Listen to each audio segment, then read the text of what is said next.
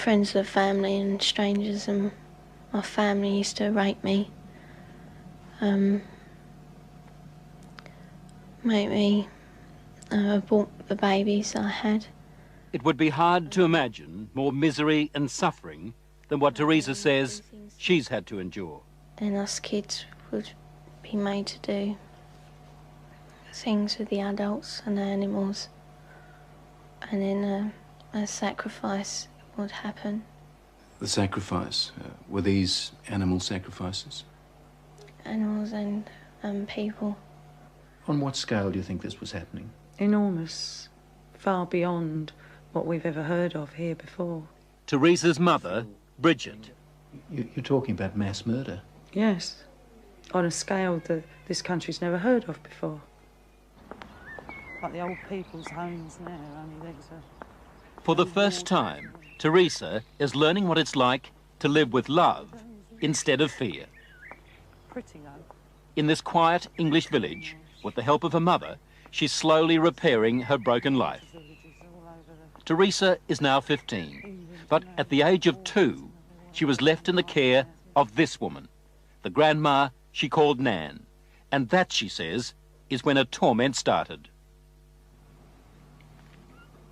Who was the leader? Who was the boss of the gang, of the cult? At home it was my nan. Your Nan made you have sex with animals? Yeah. Like goats and donkeys.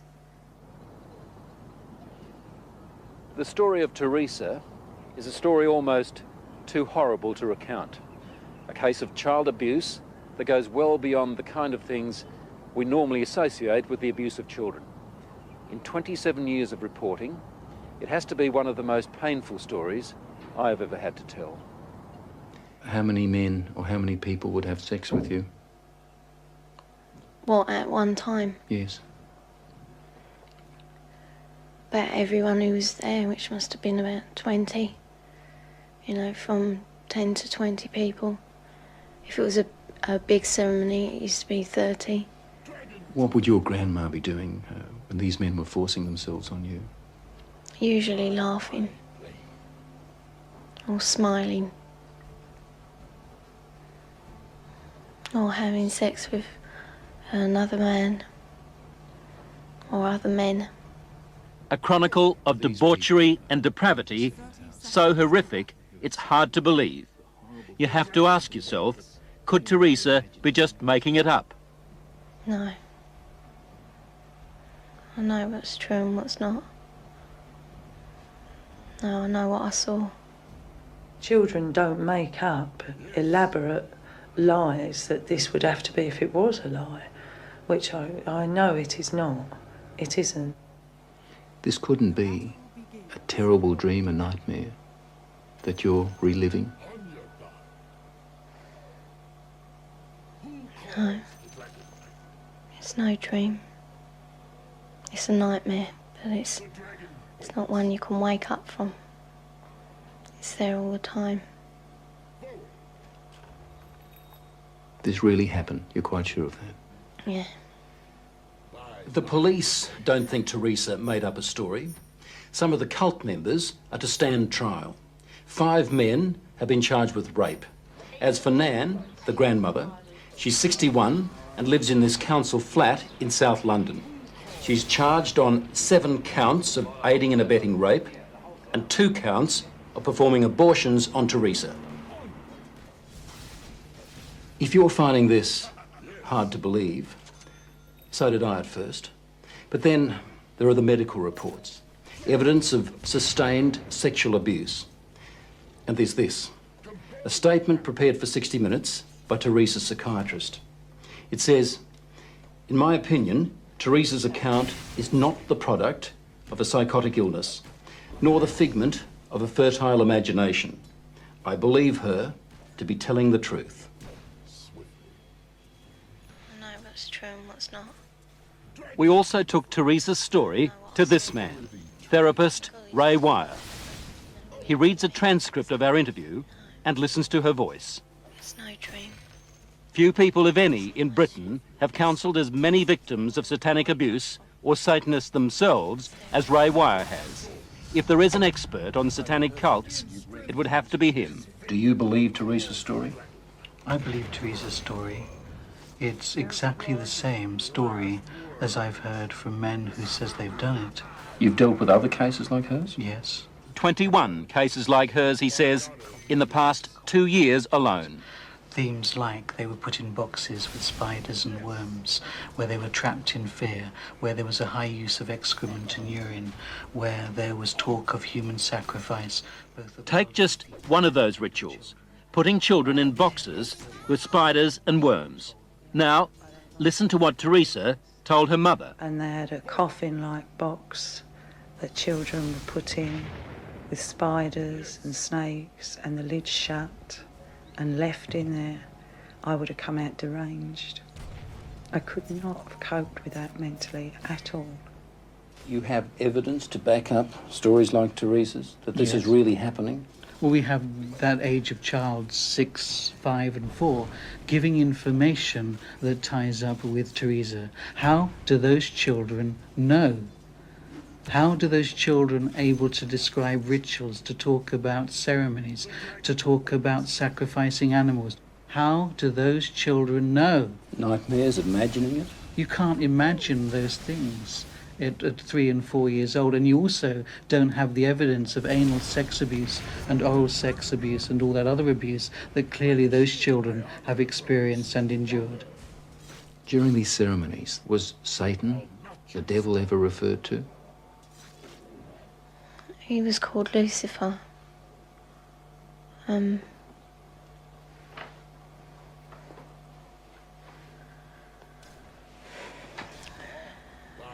What did they say about the devil, about Lucifer? That killing the people made him happy. Sacrifices to please the devil. To talk about According to Teresa, the worst rituals took place at a house somewhere in the country. it was big, expensive. From the front, it looked like a castle. It had a long drive and big double wooden doors. Do you think they were rich people then? Very rich.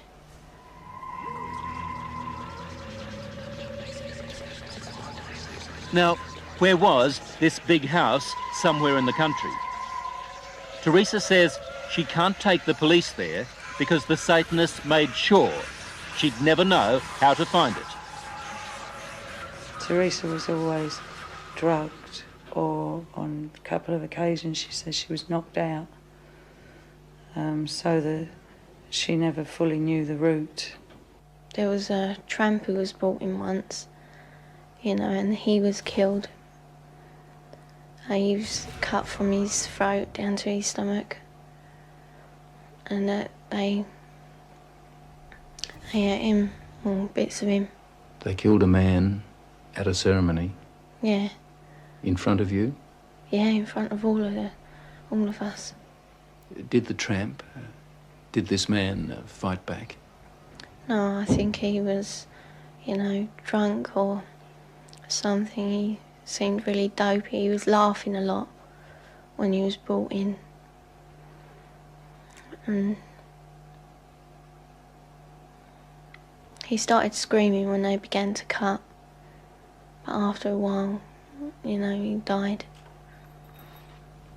I'd seen a few killings before then.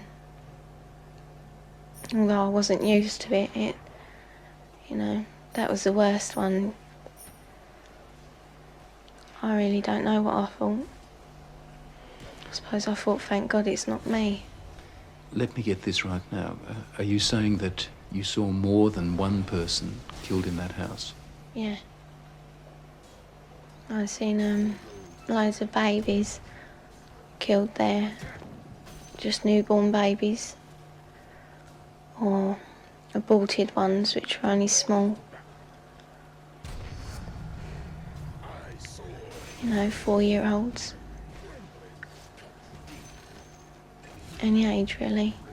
Did they ever say they might kill you?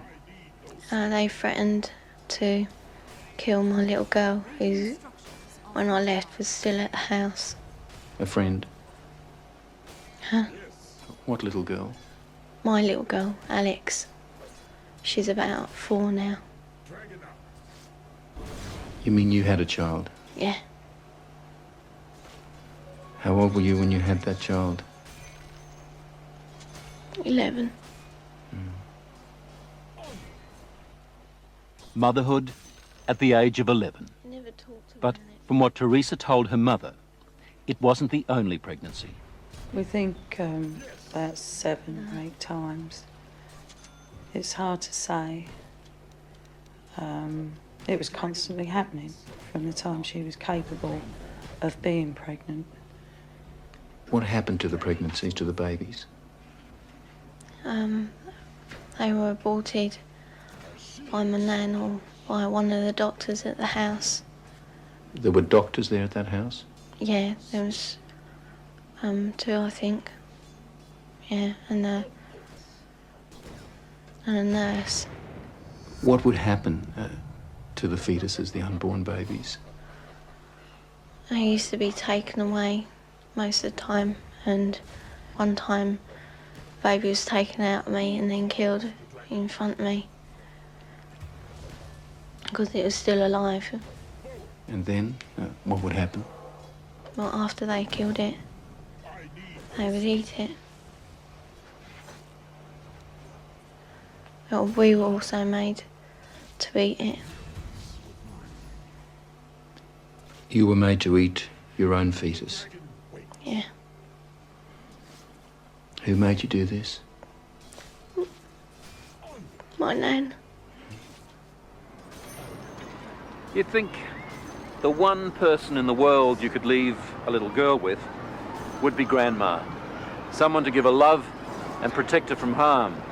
Yet, when Teresa was left to live with her grandmother, they might as well have handed her to the devil himself. Grandmothers, I mean, the vision it conjures up for you, sweet old lady with grey hair, rosy cheeks, holding her arms out to love her grandchildren. And it was exactly the reverse.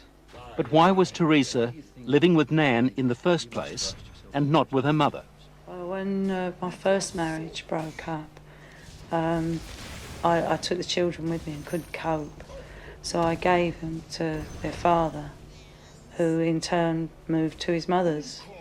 And To when Nan's he- place? Yeah. And when he left the Nan's place, he left the children there. How do you feel now towards her grandma and the other people who did all those things to your daughter? They disgust me. They are the worst form of life this earth has had the misfortune to create. Vile. Did you ever try to run away? You must have been frightened. A couple of times I did, but my uncle, he caught me and brought me back. Going to the police? Did that occur to you? No. No.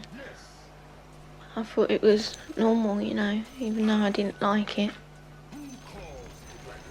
I mean, you don't like to eat greens, but somehow, I thought it was just her being called to be kind or something like that. She said to me it was something that everybody did, she thought, like you don't like going to school or the dentist, you don't like going to the black masses. It was never any different. I didn't have nothing to compare it to. All part of life, Teresa thought. Even a miscarriage one day at school. Yeah, I asked the teacher if I could go to the toilet, and she allowed me out. I went into the toilet and the baby was in my knickers. And I thought it was dead, but it wasn't. It was still moving. And yet no one at school knew, No, saw anything? no. Or if they did, they didn't say. No, she was treated for a high temperature, fever, nothing more. What did she do with the baby? She kept her for a while because she was frightened that they'd use the child as part of the rituals. So she turned the pencil case into a little coffin. Apparently she put roses in to make her smell sweet. Put a letter with her. Pictures of herself and her brother. A picture of me. And then I put it down the chute because I didn't want my nan to get it. As we said earlier, the police have already charged some members of the cult, and we know they're also investigating Teresa's accounts of those ritual killings. If there were as many as she told us, then the Satanists had a problem. How did they get rid of the bodies? They had a tub, pretty big, I don't know. A very big tub, and they used to put the bodies and bones in there. And it used to go like, fizzy and that. And then there was nothing left. Well, there didn't seem to be, but when they cleared it out, there used to be a sludge at the bottom. Teresa's story, her account, doesn't really surprise you. It doesn't surprise me in the light of satanic abuse, no. Do you get frustrated with people who just won't accept that these things do happen? Yes, because I've worked with murderers in prisons for years. Not that long ago, a boy was found in a forest in southern England without a head. We have no doubts that men can do that. And yet when we start talking about men within Satanism who actually believe in evil and it's the right to express evil, we suddenly have a doubt. Do you dismiss that as a child's fantasy, or do you take it seriously? Well, as a policeman and as a father, I obviously take it very seriously. Very seriously indeed. Crime Intelligence Officer, Sergeant Alan Barwick. Do you believe Teresa? Yes, I do. What would happen to the fetuses, the unborn babies? They used to be taken away most of the time, and one time the baby was taken out of me and then killed in front of me because it was still alive. And then? They would eat it.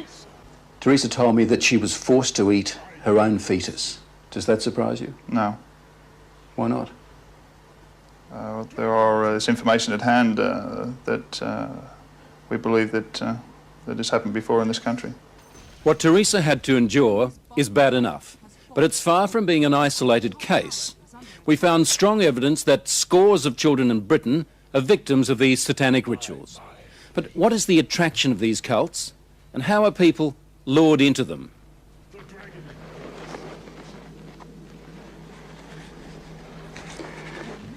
In nomine Nostri Satanis Luciferi Excelsis. In the name of Satan, the ruler of the earth, the king of the world, I command the forces of darkness to bestow their infernal power upon me. David Austin is rare among Satanists. He will actually talk about some of their ceremonies. He denies taking part in child abuse himself, but he's sure some others do. There are people that are using the occult, are claiming to be Satanists, and that they are abusing children. We know it. No sex with children in his cult, says David Austin. But he confirms that sex is a part of some of their ceremonies. Some of our rites are sexually orientated, and again, we have to take into the fact that we do take, in some rites, a bisexual approach to some of our actions. I also witnessed a 9-day-old baby being slaughtered for human sacrifice. Audrey Harper. She spent 5 years in a satanic cult before she escaped. Why did they kill that baby? Why sacrifice a child? Satan likes pure sacrifice, and human sacrifice is better than animal sacrifice, so they are pleasing the master.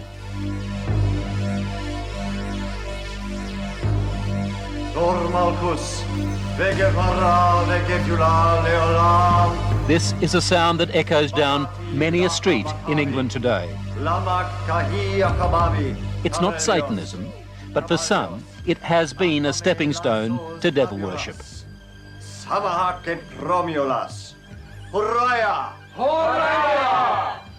Witchcraft, the so-called harmless end of the occult. Nigel Bourne is the high priest, and Zeldy Bate, the high priestess. they play out their pagan rituals in gatherings they call covens. O thou circle, be thou a meeting place of love and joy and truth, a rampart of protection for all those who stand herein. Wherefore I do bless thee, and I do consecrate thee, in the most holy and potent names. You're a witch. I am. Zeldy and Nigel worship nature and the changing of the seasons. Now is the moment of the spring equinox, when day and night are equal. Nothing to do, they say, with Satan. It's a common belief that witches worship Satan, but we can't worship Satan because we don't even acknowledge his existence. Is witchcraft harmless? No. But then no religion is harmless. You're saying it can be harmful? Yes, can be dangerous? Of course it can. Anything that is taken to extremes can be dangerous. We as a coven were looking for more, really, more kicks. David Stillwell. He started off in witchcraft. He finished up in something very different. Collectively as a group, we decided to explore Satanism. Now, you were looking for more kicks. What did you end up doing? Animal sacrifice. Sacrificing animals, birds and rabbits and pigeons, doves, things like that. O thou incense, be thou a fit and sweet-smelling Getting bored sacrifice. with rituals like this turned David Stillwell and his coven away from worshipping Mother Nature to worshipping the devil. He was heading towards the kind of depravity that we heard Teresa describe. Could you look up ahead and think to yourself, well, the next sacrifice might be a child? Yeah, it's always something that's at the back of your mind. While I was in this coven, we met people of other covens that purported to have taken part in child sacrifice. They used to burn witches in this country, and there are moves afoot in the British Parliament to have the worst forms of witchcraft outlawed again, especially the Satanists. But that's not so easily done. Witchcraft is just another religion here, and banning it opens the whole question of freedom of religion. Meanwhile, the signs are that Satanism is spreading its evil at an alarming rate. We've got to be aware of it. We don't know how big it is, but we've got to take it seriously. Ray Wire, the therapist we took Teresa's story to. Her case is bad enough, he says, but in sheer numbers, not the worst. The father had 10 children. He ritually sexually abused them in every way possible. Those 10 children were eventually taken into care. Those 10 children became adults, and between them they had 23 children. Subsequently, the grandfather, those 10 adults and now the 23 children were all involved in ritual abuse, and grandfather and those 10 adults sexually abused those children in every way possible in a satanic way. I wanted, I suppose, a bit of excitement, something slightly different, something that gave me an experience. Despite the harm suffered by children like Teresa, David Austin still defends Satanism. I don't call it dangerous. I don't say it's dangerous. Yes, it's like anything else. If you've got nitroglycerine in a hot kitchen, it's dangerous. If you start playing football with it, it's dangerous. As the Athame is to the male, so the cup is to the female.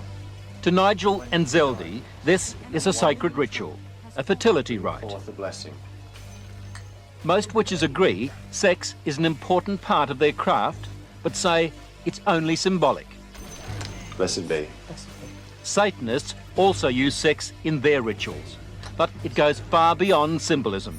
Take Audrey Harper's experience. The warlock, the master, just raped me. He's the high priest of the coven. Married to the devil, is that what it meant? That type of thing. Yes, only, you know, there's no ceremony. But the act of unity completes my initiation ceremony. I now belong mind, body and soul to Satan. Married to the devil, a consistent pattern it seems. Audrey when she was 22, Teresa when she was a little girl. They used to marry the kids to Lucifer.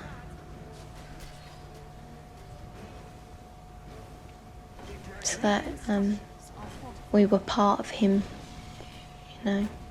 We were his. Did that include you? Were you married to the devil? Yeah.